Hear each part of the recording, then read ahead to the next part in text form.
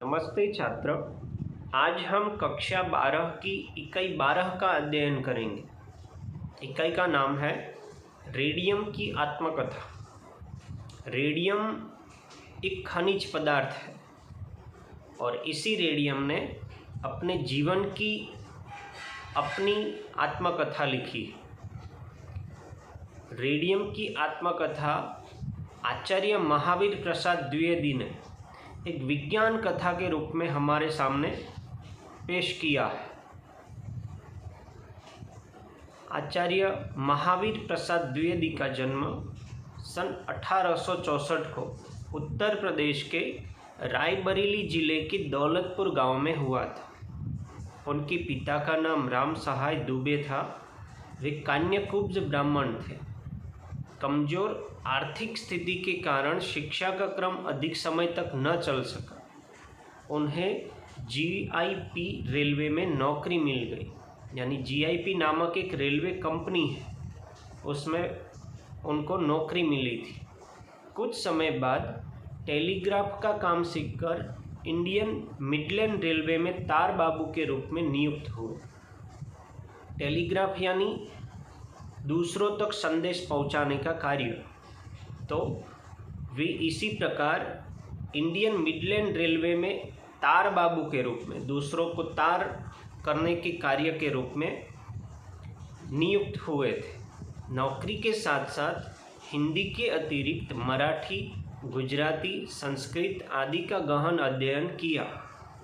सन 1903 से सरस्वती पत्रिका के संपादक रहे थे। वे भाषाशास्त्री, रचनाकार, अनुवादक, वैयाकरण यानी व्याकरण, इतिहासज्ञ, अर्थशास्त्री होने के साथ साथ विज्ञान में भी गहरी रुचि रखने वाले थे। काव्य मंजूषा, द्विवेदी काव्यमाला, कविता कलाप उनकी काव्य रचनाएं हैं।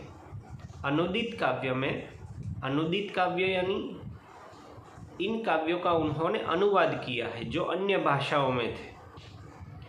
गंगा लहरी, ऋतु रंगिणी, कुमार संभव आदि।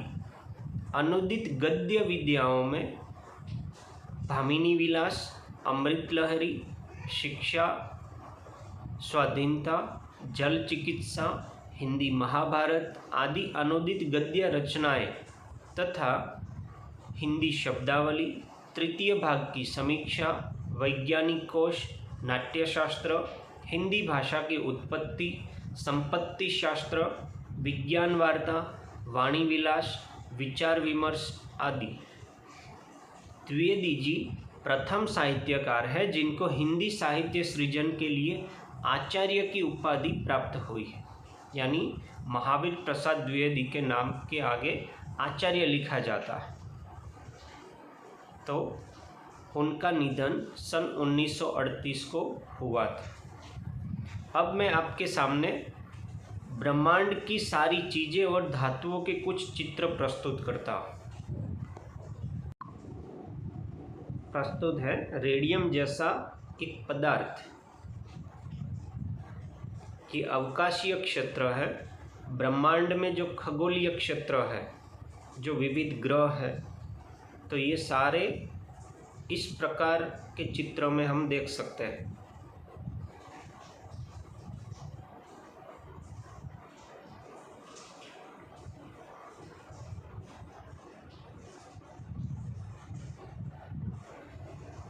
ये वन्य जीव सृष्टि है जो विविध ग्रहों पर पाई जाती है। हम देखते हैं कि पृथ्वी पर ये सारी जीव सृष्टि रहती है और उनका जीवन पृथ्वी पर शक्य है, संभव है, जैसे हमारा। इसी प्रकार रेडियम का भी अपना एक ग्रह था और रेडियम में भी ये सारे जीव सृष्टि का संभव है या नहीं है, उसके बारे में भी इस इकाई में वर्णन किया गया है।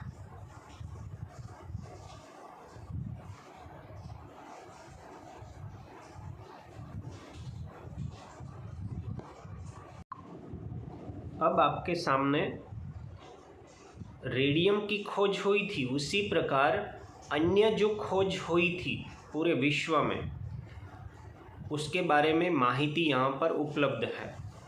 उसमें हम देख सकते हैं, सबसे पहले है क्रम नंबर, फिर जो खोज हुई थी उस खोज का नाम है, जो खोजने वाले हैं यानी शोधक है, संशोधन जिसने किया है ऐसे वैज्ञानिक का नाम है, फिर वे वैज्ञानिक कौन से देश के थे उसके बारे में उल्लेख है, और यह खोज किस वर्ष हुई थी उस वर्ष का भी यहाँ पर वर्णन किया गया है।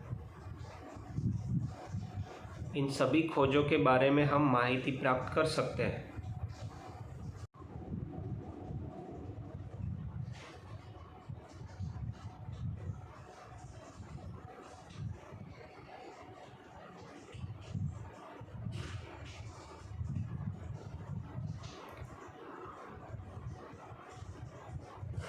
हम यहाँ देख सकते हैं कि रेडियम नामक पदार्थ की उत्पत्ति हुई थी, उसकी खोज की थी मैरी क्यूरी, और मैरी क्यूरी के साथ उनके पति भी थे जिनका नाम था पियरे।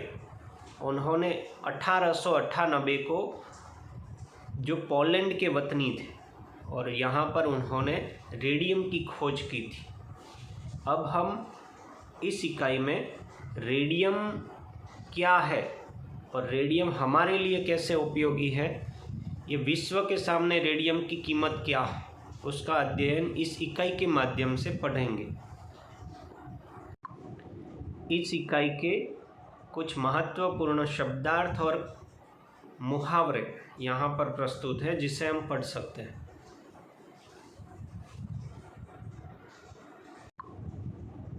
रेडियम कहता है, मैं कहाँ जन्मा यह कहना मेरे सामर्थ्य के बाहर और तुम्हारी कल्पना से परे है।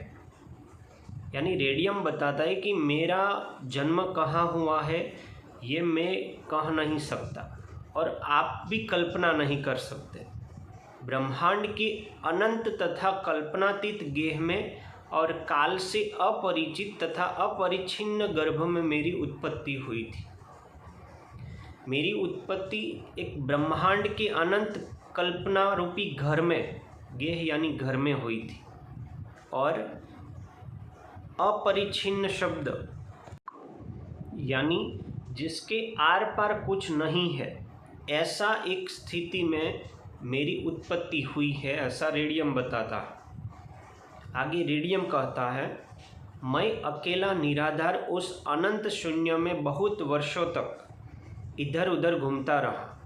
इसी बीच अद्भुत घटना घटी। परमाणुओं की एक ज्योतिर्मय धारा ने मुझे चारों ओर से घेर लिया और मैं वायव्य सागर का एक अंश बन गया। वायव्य दिशा यानी उत्तर और पश्चिम दिशा के बीच का जो अवकाश है, बीच की जो दिशा है, उसे वायव्य कहा जाता है। तो यहाँ पर वायव्य सागर का रेडियम एक भाग बन गया। इस दिशा में मैं कई युगों तक था और तमाशा देखता जाता था कि कैसे एक परमाणु दूसरे, तीसरे आदि परमाणुओं से मिलकर आकार तथा रूप धारण कर रहा है। अब गर्मी बढ़ने लगी और असह्य हो उठी। बिजली चमकने लगी, हलचल मच गई, परमाणु धक्की पर धक्की खाने लगी और उनकी गति वेगवती होती गई। इस अवस्था में कई अरब वर्षों तक रहकर मैंने देखा कि मैं अत्यंत जलती हुई और उत्तम वस्तु का एक अंश हूँ। इस जलती हुई अवस्था में मैं युगों तक पड़ा रहा। यानी रेडियम बताता है कि दूसरे परमाणुओं, दूसरी धातुओं के साथ मिलकर उनके संपर्क से मेरा भी बदलाव हुआ था। हम देखते हैं कि एक परमाणु का दूसरे परमाणु से मिलन हो तो अन्य रूप धारण कर लेता है। उसी प्रकार रेडियम एक जलती हुई चीज़ बन गया। निदान दसों दिशाओं में बड़ा गर्जन होने लगा। निदान यानी एकाएक दसों दिशाएं यानी कि उत्तर, दक्षिण, पूर्व, पश्चिम, उसके बीच में जो दिशाएं हैं, वायव्य, नैऋत्य, अग्नि और ईशान। और इसके साथ साथ जो उत्तर और पूर्व के ऊपर का भाग है वे एक दिशा है और उत्तर पूर्व के नीचे की एक दिशा। इसी प्रकार कुल 10 दिशाओं में गर्जन होने लगा, हलचल होने लगी और मेरे पहले संसार की रचना हुई। मैं इस संसार में कैसे प्रविष्ट हुआ, कैसे धीरे धीरे एक सुंदर ग्रह बना जो जीवित प्राणियों से भरा पूरा और बड़े बड़े नगरों से सुशोभित था। इन विषयों का विस्तार कर मैं तुमको थकाना नहीं चाहता। यह नवीन संसार निर्जल मरुभूमि में परिणत हो गया और अंत में फटकर मिट गया तब तथा ज्योतिर्मय वायव्य पदार्थों के रूप में परिणत हो गया। रेडियम ऐसा बताता है कि मैं धीरे धीरे संसार के रूप में बन गया और मेरे अंदर कुछ जीवित प्राणी यानी सृष्टि थी, जो सृष्टि धीरे धीरे नष्ट हो गई क्योंकि मैं एक जलती हुई धातु था, जलता हुआ पदार्थ था, जिसके कारण मेरे से कोई जीव सृष्टि का संचालन या मुझसे मेरे अंदर जो कोई जीव सृष्टि रहती थी वे नहीं टिक पाई। इसी प्रकार रेडियम आगे कहता है कि इस महाप्रलय काल में मैं इस संसार से बड़े वेग से फेंका गया और दूसरे संसार में जा पहुंचा। यह दूसरा संसार भी कालांतर में नष्ट हो गया। रेडियम जहाँ जहाँ गया वहाँ संसार को नष्ट करता गया, यानी रेडियम इतना जलता हुआ पदार्थ था कि जिसकी संपर्क से, जिसके संसर्ग से अन्य सृष्टि भी नष्ट होती जाती थी। इसी प्रकार मैं एक से दूसरा, दूसरे से तीसरा, तीसरे से चौथा आदि अनेक ब्रह्मांडों की यात्रा करता हुआ और अनेक देशों का चक्कर लगाता हुआ उस अग्निकुंड में गिरा जो सिकुड़ते सिकुड़ते तुम्हारी पृथ्वी बन गया। और इसी पृथ्वी में आकर यह रेडियम टिका है। रेडियम आगे बताता है, मैं पृथ्वी के ऊपरी भाग पर रहना नहीं चाहता था। रेडियम जब पृथ्वी में समावेश हुआ तो रेडियम पृथ्वी के ऊपर नहीं, क्योंकि यात्रा करते करते मैं बहुत थक गया था और मुझे आराम करना आवश्यक था। इसी से मैं पृथ्वी के नीचे की तह पर अपने सहचर अन्यान्य धातुओं के साथ लेटा रहा। रेडियम बताता है कि मैं पृथ्वी के उपले हिस्से में नहीं परंतु जमीन के निचली तह में मैं चला गया और अन्य जो धातुएं हैं उनके साथ में मिल गया और वहाँ पर मैं पड़ा रहा।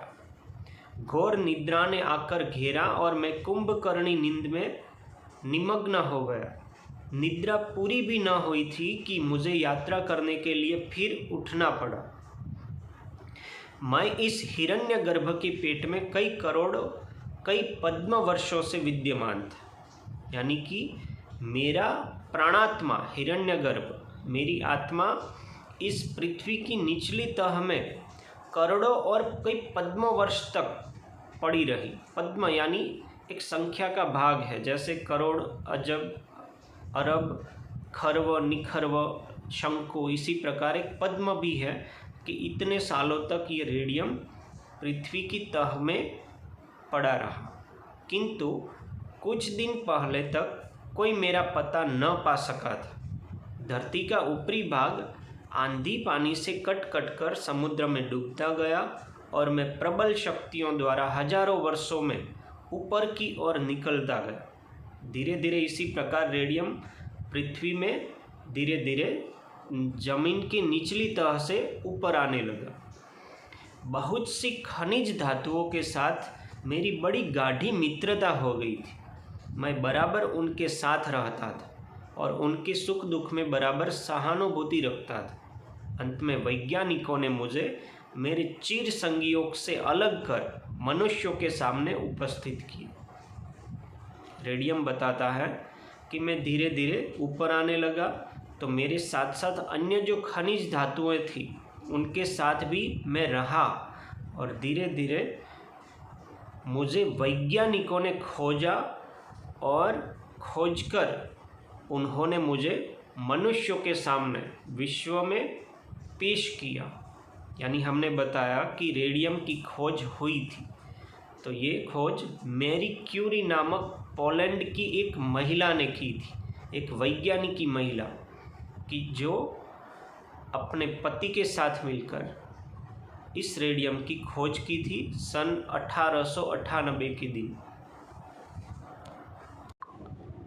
आगे रेडियम बताता है, वियोग का फल कड़वा होता है। यानी जब दूसरों से हम अलग होते हैं तो ये हमें कड़वा तो लगता है। यदि मैं चाहता तो इस वियोग का फल पहले वैज्ञानिकों को और फिर मनुष्यों को चखा देता, किंतु ऐसा करना मुझे मंजूर न था, क्योंकि पशुओं में सिंह की जैसी धाक जमी रहती है, देवताओं में इंद्र जैसा मान पाते हैं, कंकड़ों में रत्न जैसा सम्मानित होता है, वैसे ही मैं मौलिकों का राजा बन बैठा।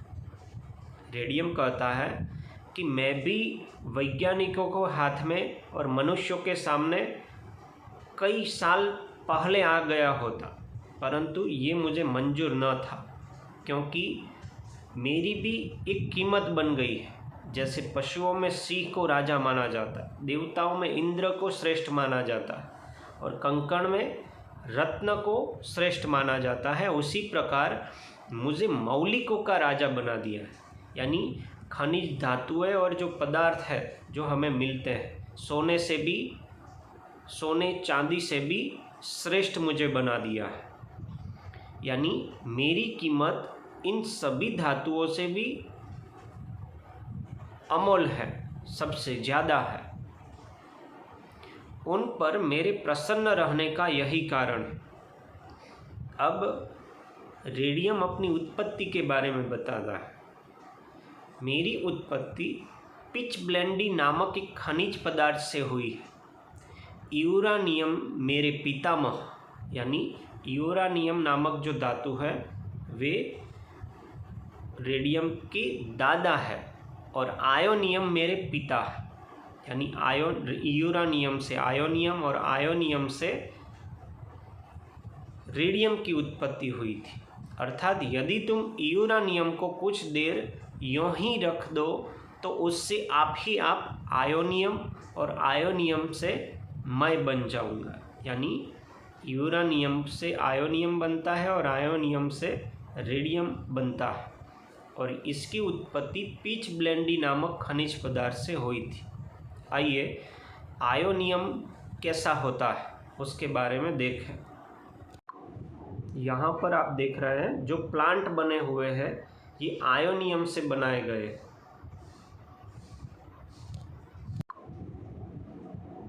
अच्छा, तुमने कभी पारस पत्थर का भी नाम सुना है? यह वह पत्थर है जिसके स्पर्श से लोहा भी सोना बन जाता है और जस्ता चांदी का रूपांतरण ग्रहण करता है। पारस पत्थर, यह है पारस पत्थर। जो पारस पत्थर का स्पर्श लोहे को भी सोने में बदल देता है, और यह है जस्ते से बनी सारी चीज़ें। जस्ता नामक जो धातु है और इस जस्ते से ये सारी चीज़ें बनती हैं।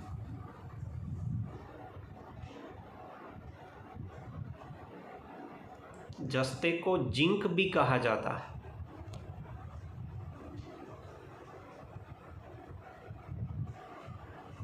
और यहाँ उपस्थित है रेडियम।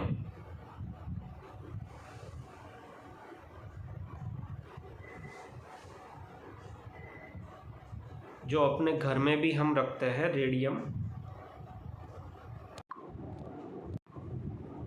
तो पारस पत्थर के स्पर्श से लोहा भी सोने में बदल जाता है और जस्ता चांदी का रूप धारण करता है। यह पत्थर पहले भारतवासियों के पास था, अथवा यूँ कहो कि वे एक निम्न श्रेणी की धातु को उच्च श्रेणी की धातु में परिणत करने की रीति जानते थे, किंतु पश्चिमीय वैज्ञानिकों ने इसे एक कपोल कल्पित वस्तु बतलाया और इसकी हंसी उड़ाई।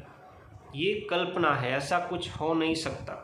ऐसा मजाक इन वैज्ञानिकों ने, इन पश्चिमीय वैज्ञानिकों ने उड़ाया था।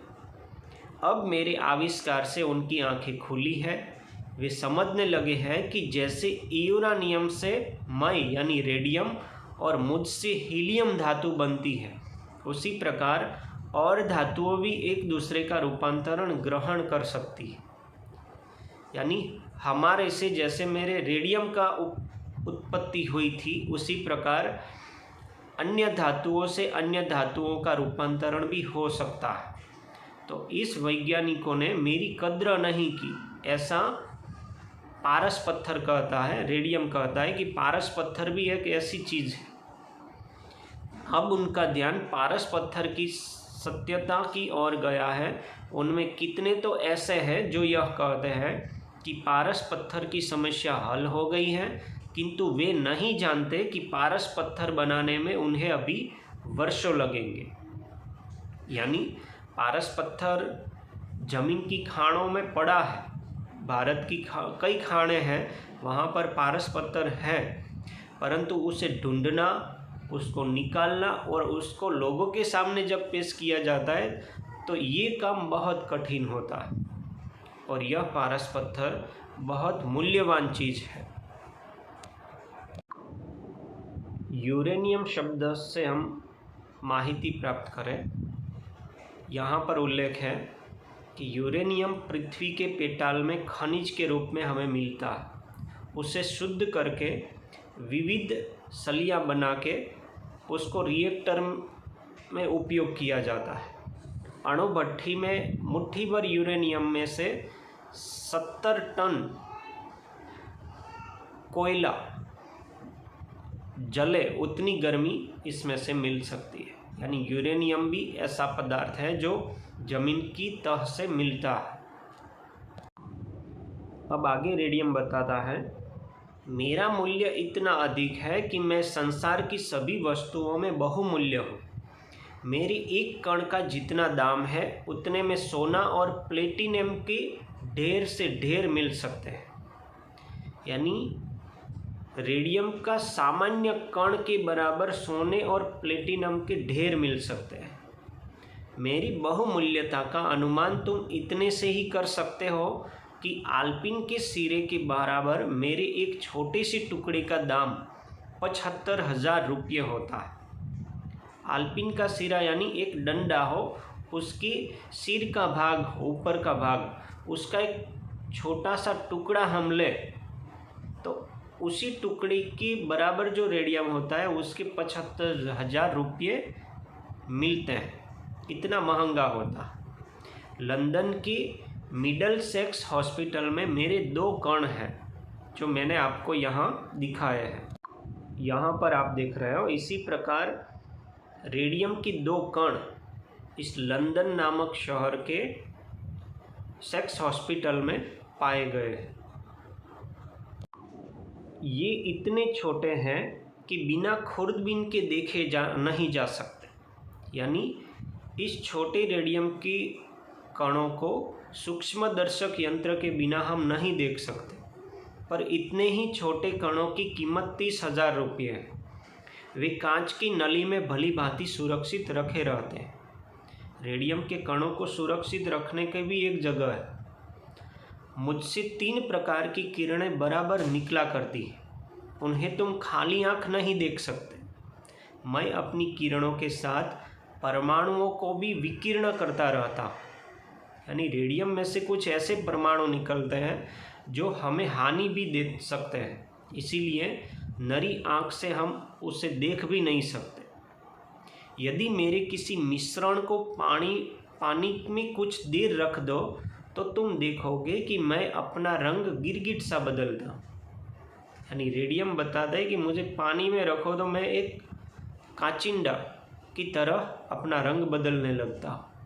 पहले तो मैं पीले रंग का रहूँगा, किंतु धीरे धीरे रंग बदलते बदलते अंत में गुलाबी रंग का हो जाऊँगा। मुझे पानी में मिलाकर रख दो, मैं बड़ा गुल खिला दूँगा। यानी मैं असमर्थ कार्य करूँगा। पानी से जितना चाहो उतना उज्जन और ओषजन जमा कर लो, और मेरी मिलावट पानी में आप करते हो तो मैं आपको ओजोन देता हूँ और ऑक्सीजन वायु देता हूँ। एक बात और याद रखो कि मेरे पास का तापक्रम आसपास के स्थानों से के तापक्रम से अधिक रहता है। यानी जो अभी का टेम्परेचर है और आज हम हमारे पास रेडियम लाकर रख दें तो टेम्परेचर से कई ज़्यादा गुना टेम्परेचर बढ़ जाता है। इतनी गर्मी इस रेडियम में बनी होती है। अब रेडियम अपना उपयोग लोगों के सामने कैसे करेगा, उसका वर्णन आगे के परिच्छेद में बताया गया है। अब मेरी कुछ उपयोगिता को सुन लो। नासुर के रोगियों की चिकित्सा मेरे द्वारा की जाती है। नासुर यानी जिसके शरीर में घाव होते हैं, ऐसे जो रोगी होते हैं उनकी चिकित्सा भी रेडियम से होती है। हजारों रोगियों की जान मेरी बदौलत बच गई है। मैं हजारों लाखों वर्षों तक अपना प्रकाश नहीं खोता। यानी रेडियम की जो किरणों से निकलने वाली ऊर्जा है, जो प्रकाश है, ये उस घाव के ऊपर रहता है और ये घाव को रोजने का काम करता है, और ये प्रकाश हजारों से लाखों साल तक बना रहता है, जिसके कारण ऐसे रोगियों की जो दर्द है वे जल्दी ठीक हो जाते हैं। मैं एक धातु की छड़ के सिरे पर बैठकर प्रतिदिन किसी रोगी के घाव को कुछ देर तक देखता हूँ। घाव के निकट जाते ही मेरी प्रकाश किरण घाव पर पड़कर उसके विष को दूर कर देती है।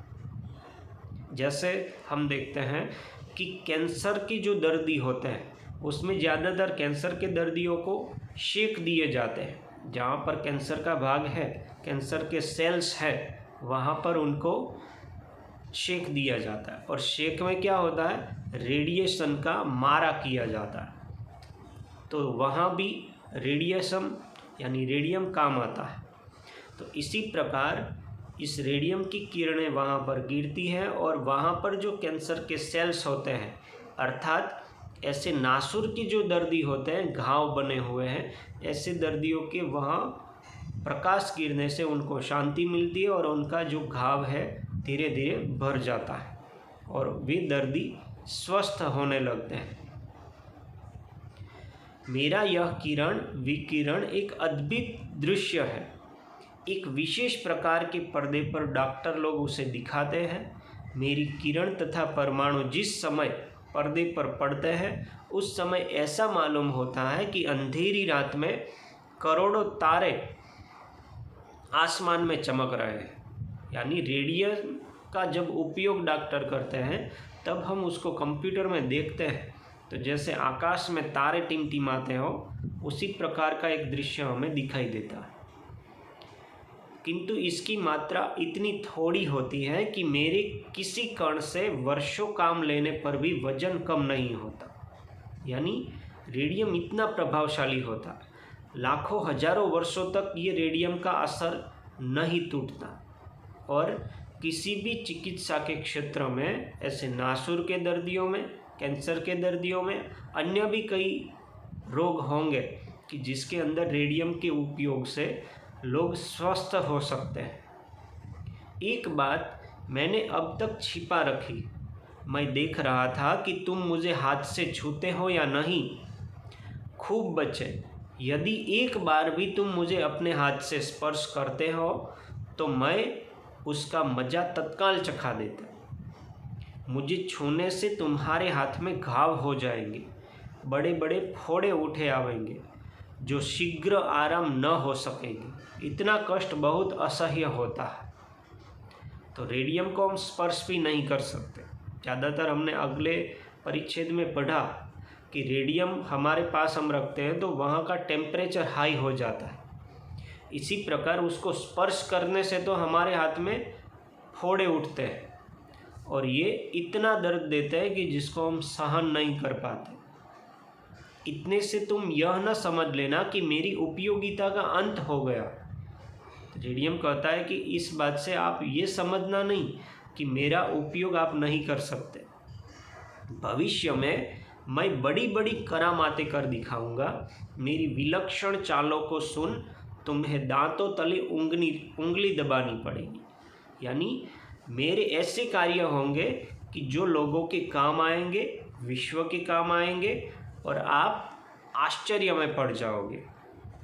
जैसे जैसे मेरे विषय में जानकारी बढ़ती जाएगी, वैसे वैसे तुम मेरी कद्र करना सीखोगे। दिन दिन विज्ञानवेत्ताओं की दृष्टि मुझ पर अधिक रहेगी। यानी वैज्ञानिक रेडियम का उपयोग कहाँ करें, रेडियम से लोगों को स्वस्थ कैसे बनाए, और अन्य क्षेत्रों में भी रेडियम जो उपयोगी है, तो ऐसा उपयोग बढ़ने पर ये सारे वैज्ञानिक इसी काम में भी लगे हुए हैं और लोगों के सामने रेडियम को लाने का, और कई क्षेत्रों में देश की प्रगति के लिए भी रेडियम एक महत्वपूर्ण भाग है, ये लोगों के समक्ष लाने का प्रयत्न चल रहा है। मैं उनकी खोज का कारण अभी बहुत दिनों तक बना रहूँगा। मेरा ही नाम धारण कर एक कृत्रिम वस्तु चल निकली है जो घड़ियों में लगा देने से अंधेरे में स्वयं चमकने लगती है। यानी रेडियम नामक, हम देखते हैं कि हाईवे के ऊपर जो पीले रंग के बोर्ड लगाए हुए हैं उसमें भी रेडियम का उपयोग किया गया है, जिसके कारण लोग रात्रि के दौरान भी रास्ते को आसानी से अपना वाहन चला सकते हैं। और इसी प्रकार घरों में भी ऐसे रेडियम से घड़ियां भी होती है। इस प्रकार के स्टार भी मिलते हैं जो घरों में भी आ गए हैं, जिसे हम रेडियम बोलते हैं। तो रेडियम कहता है, देखो तो सही, मैं सारे ब्रह्मांड का चक्कर लगाकर तुम्हारी कलाई की घड़ी में मौजूद हूँ। इतनी यात्रा करने पर भी तुम भूलकर यह न समझ लेना कि यहाँ आकर मेरी यात्रा पूरी हो गई। मैं अभी और यात्रा करूँगा और करता जाऊँगा। बस एक बात और, मैं भारतवासियों पर प्रसन्न नहीं हूँ। रेडियम कहता है कि मैं भारतवासी जो लोग हैं, भारत के जो वैज्ञानिक हैं, उनके ऊपर मैं अप्रसन्न हूँ, क्योंकि वे मेरी कद्र करना नहीं जानते। यानी मेरा क्या भाव है, मेरी क्या कीमत है, ये भारत के लोग नहीं जानते। देखो भारत में कितनी खानें हैं जहाँ मैं विद्यमान हूँ। भारत में कई खान हैं जिसमें ये रेडियम पाया जाता है, परंतु रेडियम लोगों के सामने इसको ढूंढना नहीं जानता। किंतु उनमें इतनी शक्ति नहीं, इतना अधिकार नहीं कि वे मुझे खोद कर निकालें और मेरी उपयोगिता को समझें।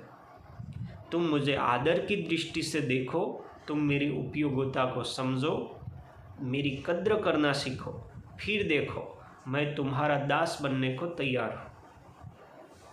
तो रेडियम यहाँ बताता है कि मैं सभी क्षेत्रों में मेरा महत्व है और मुझे भारत के लोग भी उपयोग कर सकते हैं, मुझे ढूंढ सकते हैं और मेरा अलग अलग क्षेत्रों में प्रयोग कर सकते हैं। तो आपको पता चलेगा कि मेरा महत्व क्या है। तो इस इकाई से हमने रेडियम का उत्पत्ति, रेडियम का उपयोग कहाँ होता है और रेडियम का महत्व क्या है, उसके साथ साथ पृथ्वी की तह में जो अन्य धातुएं हैं उनके नाम को भी जाना। तो इस विज्ञान के रूप में पढ़ी हुई यह इकाई हमें जीवन में उपयोगी बनी रहेगी, ऐसा हम मानते हैं। अस्तु।